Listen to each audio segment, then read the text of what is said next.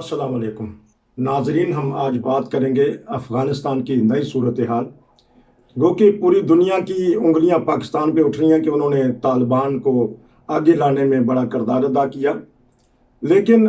तालिबान ने हमारा बॉर्डर तोड़खम बंद कर दिया। इस सिलसिले में रिपोर्ट हम लेंगे। अरफान खान साहब के पास चलते हैं। जी अस्सलाम वालेकुम। जी वालेकुम सलाम। हाँ जी, ये बताइएगा, सारी दुनिया देखिए तोरखम बॉर्डर जो है वो आज से बंद किया है तालिबान हुकूमत ने। जी उसकी दो वजूहात हैं। एक तो ये है कि जो ट्रक पाकिस्तान से जा रहे थे जी वहां पर अफगानिस्तान के अंदर जी इमदादी सामान लेके, जी उनको उनमें जो संडे को जो कॉन्वॉय गया था 17 ट्रकों का, जी और उसमें 300 टन जो सामान था, उसके ऊपर जो सेकंड ट्रक था उस पे पाकिस्तान का झंडा लगा हुआ था। ठीक। वो तालिबान ने ट्रक रोक के उस कॉन्वॉय को, तो वो झंडा जो है फाड़ दिया और वो उसका डंडा जो था वो तोड़ ताड़ दिया था। जी तो उसके बाद फिर वो कॉन्वॉय को उन्होंने आगे जाने दिया। जी तो एक तो ये हुआ कि उसके बाद जो इमदादी कॉन्वॉय जा रहे हैं उनके ऊपर अब पाकिस्तान का झंडा नहीं लगा हुआ था। ओ और ये भी एक नेगेटिव पॉइंट है। इसकी तरफ तालिबान को तवज्जो देनी चाहिए कि भाई जो पाकिस्तान जो इमदाद दे रहा है इस वक्त अवाम के लिए, जी तालिबान अफगान अवाम के लिए, वो क्या तालिबान नहीं चाहते कि वो इमदाद जो है वो दी जाए, जी या लोगों को ये पता लगे कि भाई ये पाकिस्तान के हुकूमत या पाकिस्तान के अवाम की तरफ से अपने अफगान भाइयों के लिए तोहफा है। जी वहां पे हालत ये है जो अखबारात में आ रहा है मगरबी दुनिया के लोग अपने घरों का सामान बेच रहे हैं। ओ ये कल भी एक आर्टिकल था कि भाई तस्वीरों के साथ कि भाई जो लोगों की खरीदार कम है और बेचने वाले ज्यादा है। जी और उनके इंटरव्यू दिखाए हैं डॉइचे वेले ने, तो उसमें उन्होंने बताते हैं कि भाई हमारे घर के अंदर अब हमारे पास पैसे कोई नहीं, कैश मनी कोई नहीं कि हम कहाँ से चीजें खरीदें, इसलिए हम घर का सामान जो है वो मार्केट में रख रहे हैं कि ये खरीद लेगा तो हम फिर जो है वो तो अपना दाल चावल रोटी खरीद सकेंगे, खाने के लिए चीजें अशा खरीद सकेंगे। लेकिन खरीदार भी नहीं है, उन चीजों को भी खरीदार ही नहीं है, इसलिए कि पैसे की शॉर्टेज हुई है बहुत ज्यादा वहां पे अफगानिस्तान के अंदर। तालिबान के पास तो कोई इनकम है नहीं इस वक्त। तो एक तो ये मसला जो तालिबान को इस तरफ तवज्जो करनी चाहिए कि पाकिस्तान जो मदद कर रहा है और इतनी इंटरनेशनल लेवल पर उनकी मदद की है, उनके ट्रकों को रोकना या उनको पाकिस्तान के झंडों को जोड़ना या ऐसे हालात पैदा करना कि ये ना पता लगे कि इमदाद पाकिस्तान से आ रही, ये समझ जो है वो बाहर बात है। दूसरा ये है कि पाकिस्तान ने 21 जून से पाबंदी लगा दी थी कि जो अफगानी शहरी हैं वो पाकिस्तान में नहीं आ सकते। सिर्फ जो पाकिस्तान के शहरी हैं जिनके पास पाकिस्तानी पासपोर्ट है वो बॉर्डर क्रॉस कर सकते हैं, चाहे वो अफगानिस्तान चले जाएं और चाहे वो अफगानिस्तान से वापस पाकिस्तान आ जाए। और वो पाकिस्तान ने लगाया था कोविड-19 की वजह से कि वहां से जो लोग आ रहे हैं उनकी कोई चेकअप वगैरह नहीं हुआ, उनको कोई टीके नहीं लगे हुए, तो इस वजह से पाकिस्तान ने पाबंदी लगाई थी। वो तालिबान चाहता था कि हटा दें, तो वो पाकिस्तान ने अब तक नहीं हटाई थी। तो उसके ऊपर रद्द-ए-अमल के तौर पर तालिबान ने जो अफगान बॉर्डर है, जो तोरखम का बॉर्डर है, उसको कल से बंद कर दिया रात से कि भाई आज सुबह उन्होंने बॉर्डर नहीं खोला। और उन्होंने पाकिस्तान से कहा कि आप अफगान शहरी जो है वो लेंगे तो तब हम पाकिस्तानी शहरियों को अफगानिस्तान में आने देंगे। ये एक छोटी सी जो है इंटरनेशनल बॉर्डर के ऊपर एक चपकलश वाली बात जो है पैदा हो गई है। जहां तक पाकिस्तान का इंटरनेशनल लेवल पे है वो अभी तक पाकिस्तान पूरी तरह सपोर्ट कर रहा है, जबकि दुनिया अब सपोर्ट नहीं कर रही। जो हमारे वजीर खारजा पाकिस्तान न्यूयॉर्क गए हुए हैं यूनाइटेड उसमें इक़वाम मुत्तहिदा की असम्बली से में शिरकत के लिए, वो जहाँ भी तकरीरें कर रहे हैं, यूनाइटेड नेशन से उन्होंने तकरीर नहीं की, ना उन्हें मौका मिलेगा, वो तो हेड ऑफ स्टेट ही करते हैं। लेकिन जहाँ जहाँ सोसाइटीज में उन्होंने तकरीरें की हैं उसमें उन्होंने यही कहा है कि अफगानिस्तान की दुनिया को मदद करनी चाहिए और अफगान को एक तो पाबंदी उठानी चाहिए, उनके ऊपर से जो पैसा उनका जब्त किया हुआ है वो ओपन किया जाए ताकि वहाँ पे सहूलियात पैदा हो, और अफगान दुनिया को अफगानिस्तान को तालिबान को अकेला नहीं छोड़ना चाहिए और उनकी मदद करनी चाहिए। बहरहाल इंटरनेशनल जो लेवल पर तो पाकिस्तान पूरी तरह मदद कर रहा है। इसी तरह जो जिस तरह अफगानिस्तान का इक़वाम मुत्तहिदा का इजलास शुरू हुआ है जनरल असम्बली का, उससे एक दिन पहले तालिबान ने खत लिखा था सेक्रेटरी जनरल को और ये कहा था कि भाई जो उनके कतर में नुमाइंदा है शाहीन साहब, उनको वो نمائندہ مقرر کرنا چاہتے ہیں یونائٹڈ نیشن کے اندر، جبکہ جو افغانستان کی پہلی حکومت تھی ان کا نمائندہ ابھی تک وہاں پر کام کر رہا ہے، وہ موجود ہے، اور انہوں نے یہ اپنے خط میں لکھا تھا کہ ہمیں خطاب کرنے کی دعوت دی جائے کہ ہم یونائٹڈ نیشن سے طالبان کا نمائندہ جو ہے خطاب کرے، لیکن جب تک کوئی حکومت اس کو تسلیم نہ کرے تو اس کو یونائٹڈ نیشن کے لیے مشکل ہے کہ وہ طالبان کو خطاب کرنے کے لیے دعوت دیں۔ تو اس لیے انہوں نے جو سلامتی کونسل کے ممبرز ہیں، امریکہ، برطانیہ، فرانس اور چین، روس، ان ساروں نے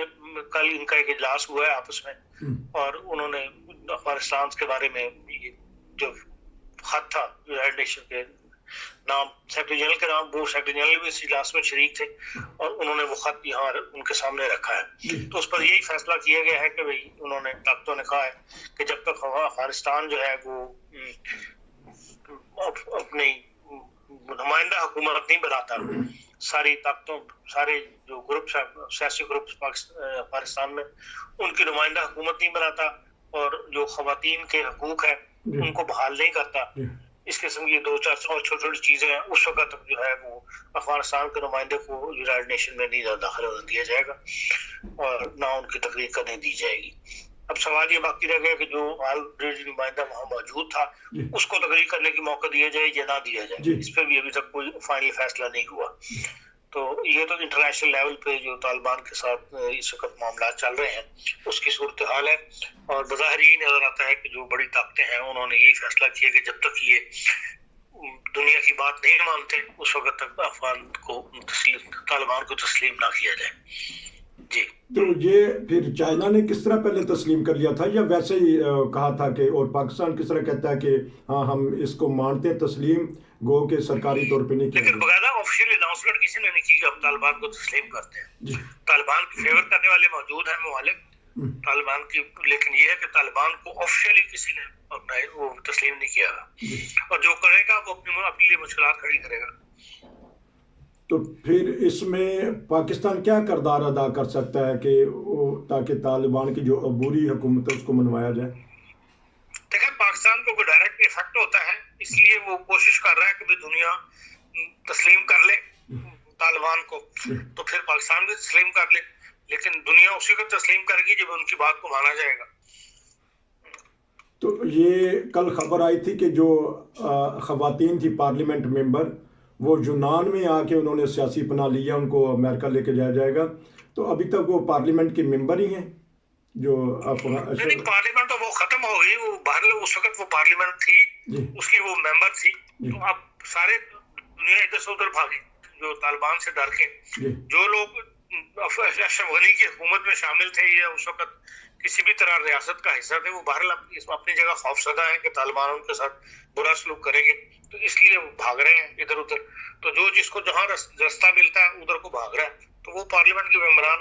ایران پہنچنے میں کامیاب ہوں گے تو وہاں سے اپلائی کر دیا۔ تو حامد کرزئی اور عبداللہ کس طرح کس مقصد کے لیے بیٹھے ہیں کہ وہ بھی جانا چاہتے ہیں یا کسی مسئلے کے تحت رکے ہیں؟ وہ دیکھیں، عبداللہ اور حامد کرزئی جو ہیں ان کو یقیناً انٹرنیشنل جو بڑی طاقتیں ہیں ان کی طرف سے یہ حکم ہوگا کہ بھئی آپ یہاں بیٹھیں تاکہ کوئی تو ان کے ساتھ گفت و شنید کر سکے، طالبان کے ساتھ گفتگو کرنے کے لیے کوئی تو ذریعہ چاہیے نا۔ تو جو طالبان اور جو عبداللہ اور حامد کرزئی ہیں، اگر ان کی ابھی تک طالبان کے ساتھ نہیں بن سکی تو اس کی وجہ یہی ہے کہ یہ مغرب کی بات کر رہے ہوں گے، جو دوسری طاقتیں ہیں ان کی بات کر رہے ہوں گے، جن کی نمائندگی جنہوں نے ان کو افغانستان میں اقتدار لے کر دیا تھا، انہیں کی بات کر رہے ہوں گے، تو وہ طالبان نہیں مان رہے، اس لیے ان کو بڑی طاقتوں نے ابھی تک وہی رکھا ہوا ہے، اور باقی کو وہ ہیں پشتون ہیں دونوں، اور ان کے بہرحال طالبان بھی زیادہ تر پشتون ہی ہیں، تو اس لحاظ سے یہ کہ بھئی ایک رابطے کے لیے ایک طاقت یا رابطہ کا ایک ذریعہ جو ہے وہ وہاں رکھا ہوا ہے انہوں نے۔ اچھا، تو ایک سوال ہے کہ بہت سارے سربراہان گئے ہیں یو این او کرنے کے لیے خطاب، تو ہمارے وزیر اعظم صاحب کیوں نہیں جا رہے؟ امریکہ کی اس کی وجہ سے، رویے کی وجہ سے؟ نہیں، ابھی تک تو یہی تھا کہ وہ جائیں گے اور وہاں مطلب خطاب کریں گے، لیکن سارے لوگ وہاں آن لائن ہی خطاب کر رہے ہیں، تو اس لیے ہو سکتا ہے کہ بھئی کسی مرحلے پہ آ کے آن لائن ہی خطاب کرنا ہے انہوں نے تو پاکستان سے کر لیں، لیکن بہرحال ابھی تک متضاد خبریں آتی ہیں، کبھی آتا ہے جا رہے ہیں، کبھی آتا ہے کہ نہیں آن لائن خطاب کریں گے، ابھی تک معاملہ کلیئر نہیں ہے۔ اقوام متحدہ کی جو تقریر ہوتی ہے وہ اتنی امپورٹنٹ نہیں ہوتی، بلکہ وہاں جو گیٹ ٹوگیدر ہوتا ہے آپس میں سربراہان کی جو ملاقات ہوئی تھی وہ زیادہ امپورٹنٹ ہوتی ہے، اور وہ کیونکہ نہیں ہو رہی اس دفعہ، ممکن نہیں ہو رہی کووڈ کی وجہ سے، اس لیے جانے میں ہچکچاہٹ ہوگی بعض صدراء مملکت کو۔ آخری سوال نیوزی لینڈ کی کرکٹ ٹیم کے متعلق، کل ہمارے وزیر داخلہ اور فواد چودھری صاحب وزیر اطلاعات بول رہے تھے کہ یہ سارا کرا دھرا کوئی ٹویٹ کا ہے جو انڈیا سے ہوتی ہے اور ہوتی ہاتی پاکستان چلی جاتی ہے۔ تو اب حالانکہ جس طرح آپ نے بتایا تھا کہ ہمارے سیکورٹی اداروں نے الرٹ کر دیا تھا، اس بارے میں کسی ملک پہ الزام لگا دینا؟ دیکھیں یہ بہرحال جو سیاست ہے جو پاکستان اور انڈیا کے درمیان چلتی رہتی ہے، اور یہ بھی میں تو اس کو ایک سیاسی بیان ہی لیتا ہوں، آپ کو زمینی حقائق کو دیکھنا چاہیے۔ پاکستان کے اندر روز واقعات ہو رہے ہیں، آج بھی واقعات درج ہے، کل بھی واقعات، ڈیلی کوئی نہ کوئی جو سیکورٹی کے واقعات جو ہے وہ ہو رہے ہیں، جس میں نظر آتا ہے کہ بھئی طالبان جو ہے وہ زیادہ ایکٹیو ہو رہے ہیں آہستہ آہستہ پاکستان کے اندر، اور اس لیے سیکورٹی کے جو مسائل ہیں وہ سر اٹھا رہے ہیں۔ تو اس صورت میں اگر کوئی غیر ملکی ٹیم یہ فیصلہ کرتی ہے کہ بھئی اسے بہرحال ان کو اپنے کھلاڑیوں کی وہ حفاظت جو ہے، یہ ان کی جان جو ہے وہ پیاری ہے، اس لیے انہوں نے یہ فیصلہ کیا، اور ایسے ممالک جو ابھی آئے نہیں تھے انہوں نے بھی کینسل کر دیا، تو ظاہر ان کے پاس کوئی نہ کوئی ایسی انفارمیشنز ہیں جس کی وجہ سے وہ ایسے فیصلے کرنے پر مجبور ہوئے ہیں۔ آپ کا بہت شکریہ کہ حالات ملک کے نظر آتے ہیں، اس کے اندر بہرحال سیکورٹی کا مسئلہ جو ہے وہ موجود ہے۔ پاکستان میں سیکورٹی کا مسئلہ موجود ہے، ہمارے عرفان خان صاحب نے بتایا ہے۔ یہ تھا آج کا تبصرہ، انشاءاللہ پھر دوبارہ ملیں گے۔ آپ کا بہت شکریہ جی، السلام علیکم۔